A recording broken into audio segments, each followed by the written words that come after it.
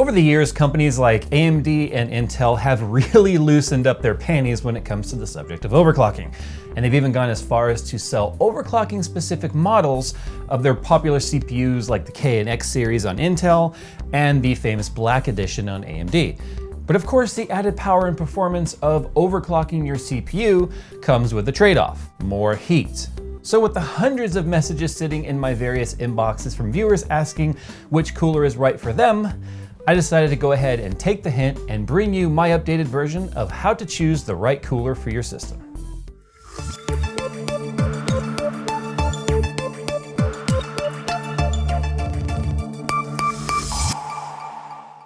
EVGA's ACX 2.0 cooler with its 3-phase 6-slot motor, 11 swept fan blades, and double ball bearing design offers reduced power, noise, and thermals for the optimum gaming experience. Click the link in the description to learn more. Now, whether you're overclocking AMD or Intel, there's one thing that will never change. The fanboys are real. Wait, that's the wrong point. Still true. With more overclocking means you need more voltage, which of course means you have more heat and you need more cooling capacity. Now, there are many kinds of coolers on the market, ranging from the tame to the extreme. You've got your air coolers, you've got your sealed all-in-one water coolers, your custom loops, not to mention the more exotic cooling options. Hey, focus. Exotic cooling like phase change, pelters, liquid nitrogen, etc., etc. But today we're going to focus on the main three that actually matter to the average consumer. Now, those being air cooling, sealed water loops, and custom water cooling loops. Now, to first understand which is right for you, you're going to have to understand the pros and cons of each type of cooler. So let's go ahead and start with something simple. Let's start with air cooling. Now, air cooling has quite the range of cooling intensity itself, with basic coolers like the legendary Cooler Master Hyper 212, all the way up to extreme coolers like the Noctua NH-D14, which I might add, the NH-D14 has actually matched and surpassed some all-in-one coolers when it comes to various temperature tests. Now, the benefit to air cooling is that they are simple to install. They're nearly maintenance-free. Now, I say nearly because you do have to open up your case and blow out dust and cat hair, back hair, whatever else may have worked its way into these tiny little fins. But probably the most beneficial part to cooling is the air cooling is the fact that they have absolutely zero moving parts to wear out and therefore last for years and years. Now, in fact, the fans are likely to die before anything else regarding the cooler, and they're usually relatively inexpensive, with, like I mentioned earlier, the Cooler Hypermaster 212 having legendary price to performance ratio. No, guys, that is not a paid product placement. Just go look at Newegg reviews or Amazon, and with over 7,000 reviews on Newegg alone and an overall 5 egg rating to boot, no other cooler has achieved that level of success. Not to mention it's like $35 on Amazon. Now, really, there are only a couple drawbacks to air cooling. Typically, to get really good performance, the towers can be pretty massive. Well, not that massive, but sometimes the really good air coolers on the market can interfere with some case panels. I actually ran into this problem earlier in the year when I was building my wife's system, which meant that I had to actually switch out the cooler for one that wasn't quite so tall. Now, the other downside is sometimes in order to get the higher cooling capacity with higher overclocks, you have to ramp up the fan speed quite a bit, leading to a noisy PC. Fortunately, the improvement of heat pipe and vapor technology, this is becoming less of an issue, and you can now get some pretty decent temperatures even with low RPM fans on air coolers like the Be Quiet fans. Now, one of the last drawbacks to air coolers is that they can interfere with the height of some RAM on the market, making it impossible to install certain DIMMs on your motherboard. As gaming and high-performance RAM continues to push the limits, they can get pretty warm, so manufacturers have started beefing up the heat sinks on RAM as well, which can definitely get in the way of some air coolers. Now, moving on to all-in-one coolers, also known as sealed coolers. These have really gained popularity over the past few years, with brands like Corsair and Cooler Master and NZXT helping to bring these options to market. Now, in reality, they are just like custom water cooling loops in that they share the same basic properties. They both have pumps, CPU water blocks, tubing, which move a non-corrosive coolant over the CPU, moving the heat and transferring out of the case through a radiator. But the main difference between custom loops and sealed coolers is that they are much more compact. They're no more difficult to install than air coolers, and they are completely maintenance-free. Well, of course, with the same exception as air coolers, you gotta blow out that pesky cat or back hair. But you don't have to worry about opening up most of them and draining the fluid. But of course, there are some exceptions to that rule. Typically hybrid all-in-one coolers like the SwiftTech H220X offer expandability, which also introduces the maintenance schedule. But other than that, they are pretty hands-off when it comes to maintenance. Now, another key benefit is that they do come in all sorts of sizes. You have single 120 millimeter fans, dual 120, dual 140, and now even some of them come in 360 millimeter variants. But that can also lead to a little confusion about what size to get. The basic rule of thumb in my book is get the biggest radiator that will fit in your case, period. Now, some of the drawbacks to sealed coolers is their additional moving parts, specifically the pump. Now, typically the most common part to fail is indeed the pump, since they are often much smaller and much less robust designs than standalone pumps found in custom loops.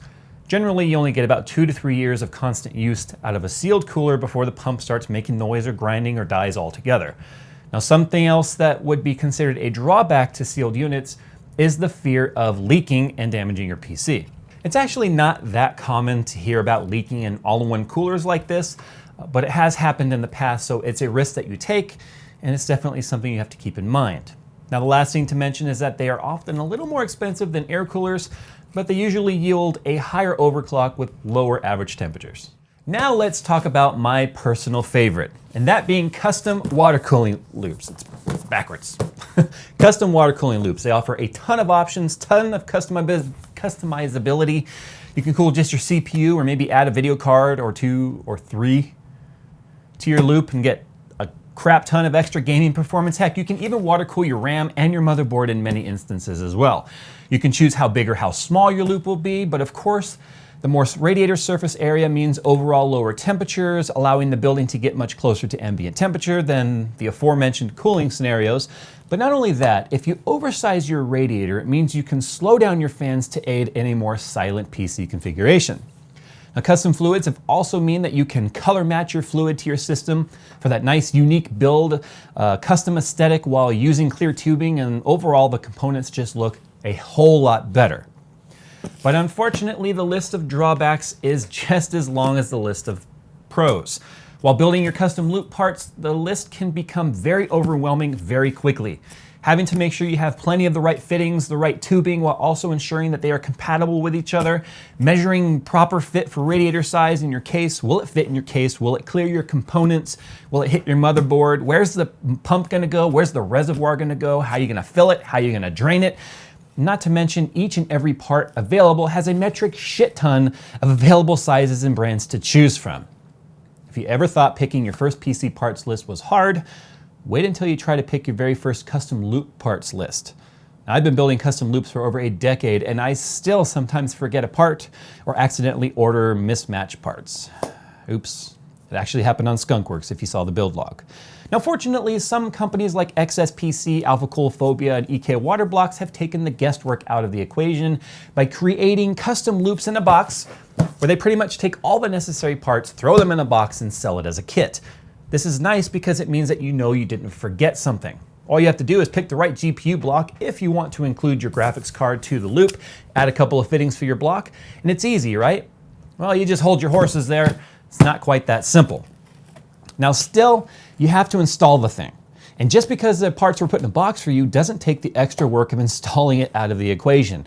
And on top of that, these custom kits in a box never include any method of draining your loop for maintenance. So I guess that's a pretty good segue into the biggest drawback of custom loops. You have to maintain the thing. Now, typically, I drain and fill my loops once a year. But with some fluids like Dragon Ice Nano Fluid, you can actually leave it in your system for up to 2 years without any issues. Usually premixed fluids have an anti-corrosive property to them as well as growth inhibitors so you don't get algae. And this technology has really expanded over the past decade, making things a lot easier. But of course, you could still use a simple distilled water mix with a silver coil to keep costs down and just drain the fluid every 6 months. But lastly, the obvious drawback is the price. Custom loops start at a couple $100 and can easily exceed $1,000 or more depending on your level of hardware that you choose. This means there is a definite diminishing return on your investment when it comes compared to non-custom loops and overall temperatures. And you should never opt to spend more money on a custom water cooling loop if it means you take away from raw performance by cheaping out on your CPU or GPU, just for the sake of affording a custom loop. And that makes 0 sense. let alone 2 cents. See what I did there?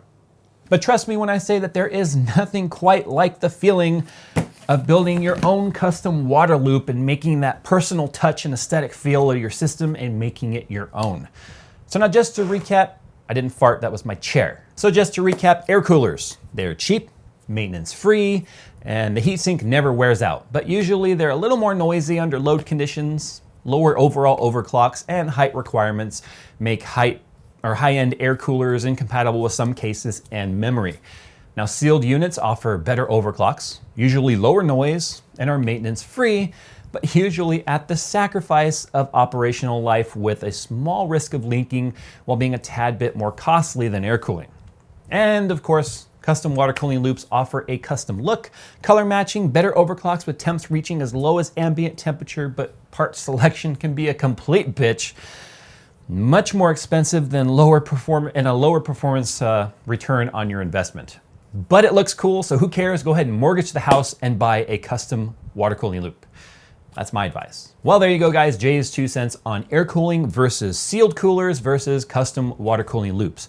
Hopefully this video wasn't too long and it helped some of you decide which cooler is best for you. If you're interested in building a custom loop, then check out this playlist here somewhere on the screen where I have put some of my water cooling videos, including tutorials on how to do your first water cooling loop, how to install it. And if you feel that there are more pros and cons that I may have missed in this video, let us know down in the comments, but please keep it civil. I know it's the internet and I know it's hard, but hey, at least try. But once again, guys, thanks for your support. Your support means an awful ton to me. And as always, guys, I hope to see you in the next one. Take care.